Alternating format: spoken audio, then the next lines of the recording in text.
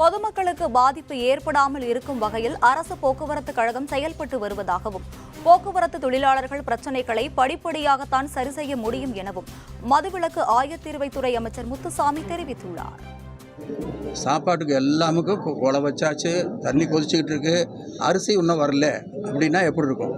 அதே மாதிரி தான் மேலே எல்லா வேலையும் முடித்தாங்க. கீழே தண்ணி எங்கே எடுக்கணுமோ அந்த இடத்துல இருந்து 3 பம்பிங் ஸ்டேஷனுக்கு போகிற வரலும் நிலங்கள் ஆர்ஜிதம் செய்யவில்லை, நில உரிமையாளர்களிடத்திலே பேசவில்லை, பைப் லைன் போடலை. அப்புறம் நீங்கள் எத்தனை % முடிச்சு என்ன பிரயோஜனம்? ப்ராக்டிக்கலாக இருக்கணும்.